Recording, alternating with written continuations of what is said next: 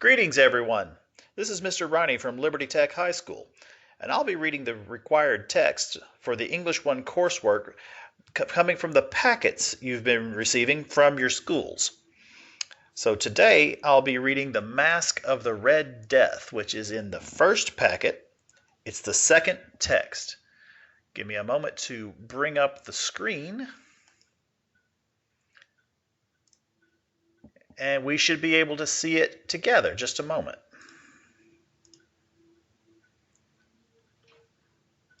There we are.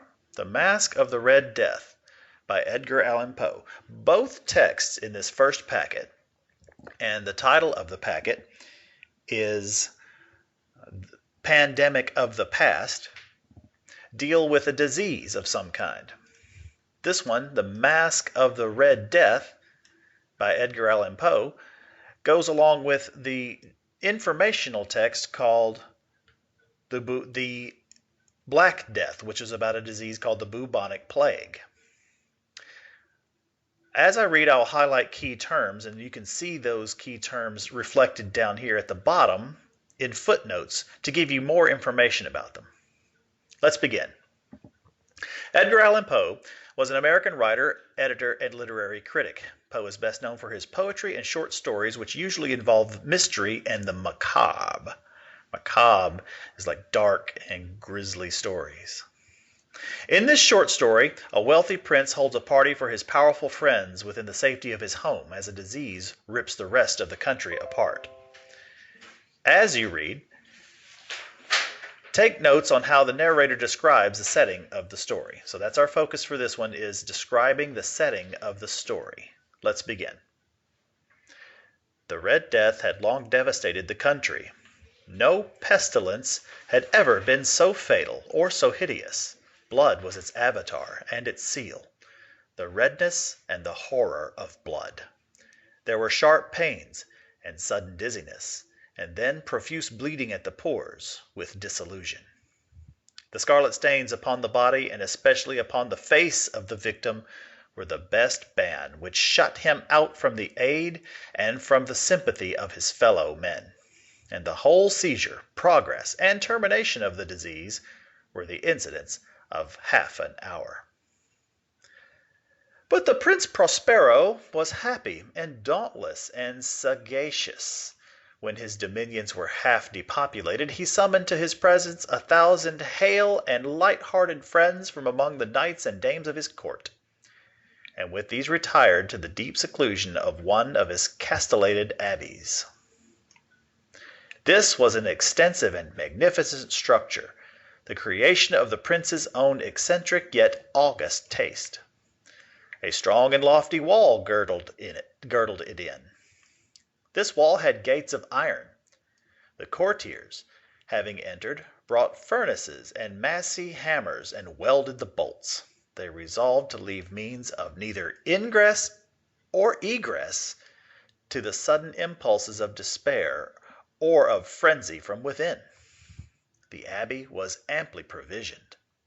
With such precautions, the courtiers might bid defiance to contagion. The external world could take care of itself.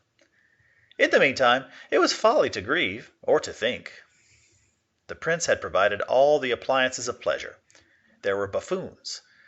There were improvisatori. There were ballet dancers. There were musicians. There was beauty. There was wine. All these and security were within. Without was the Red Death. It was toward the close of the 5th or 6th month of his seclusion, and while the pestilence raged most furiously abroad, that the Prince Prospero entertained his 1,000 friends at a masked ball of the most unusual magnificence.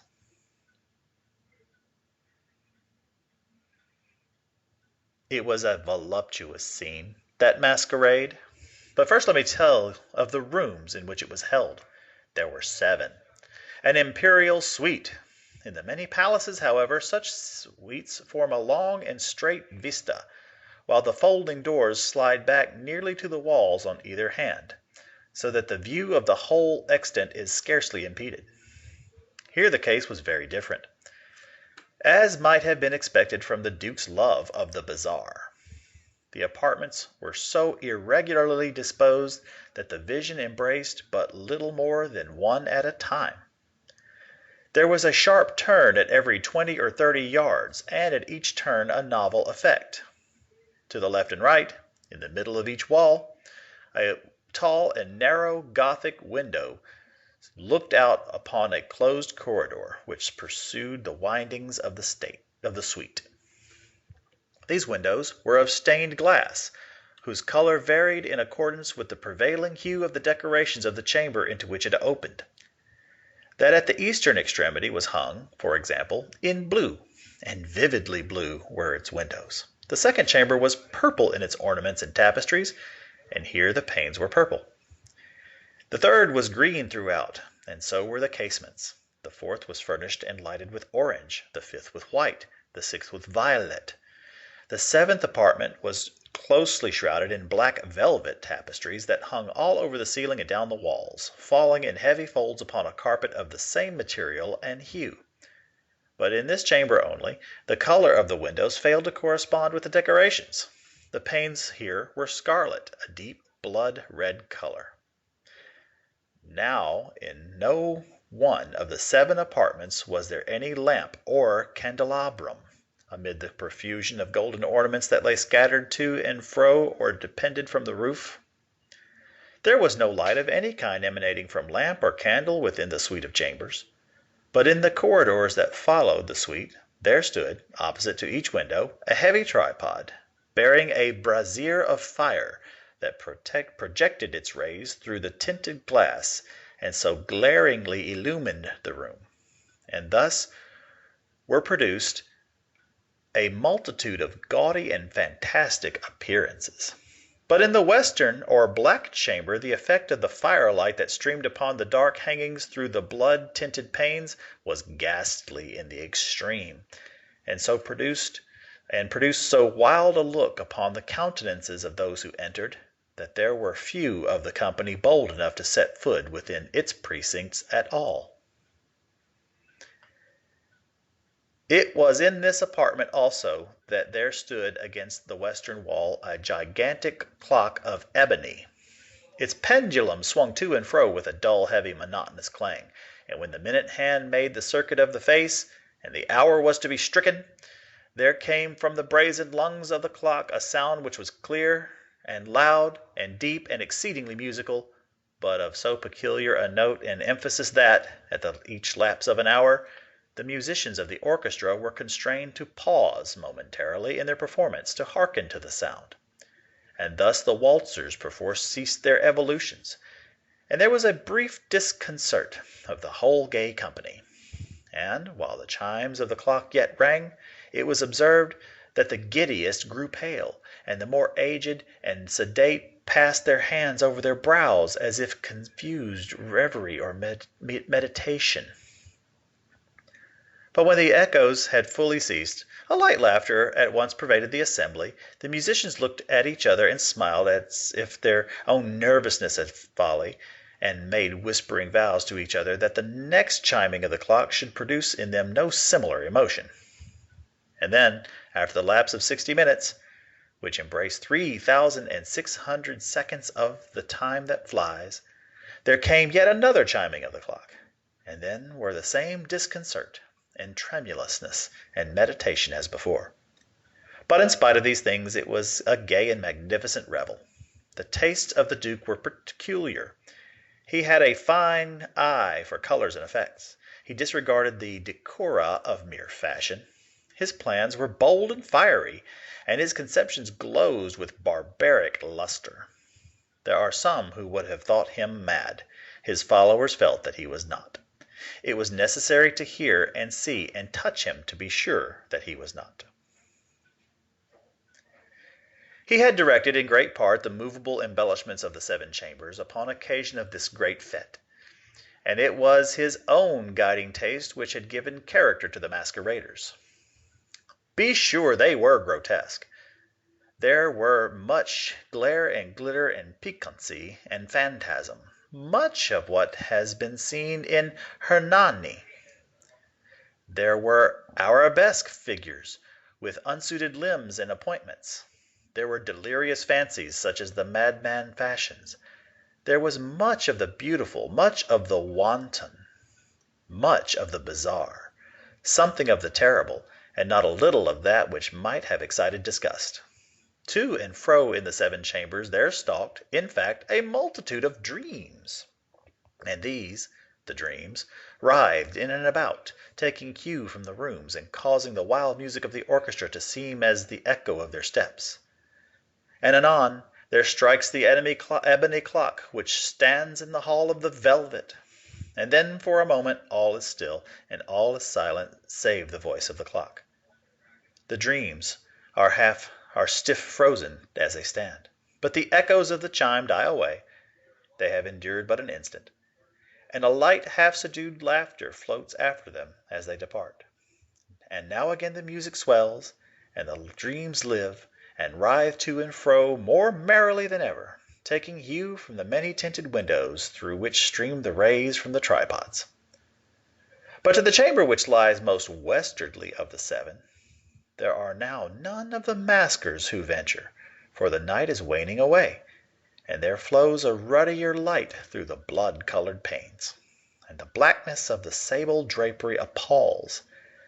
And to him whose foot falls upon the stable carpet, there comes from the near clock of ebony a muffled peal, more solemnly emphatic than any which reaches their ears who indulge in the more remote gaieties of the other apartments.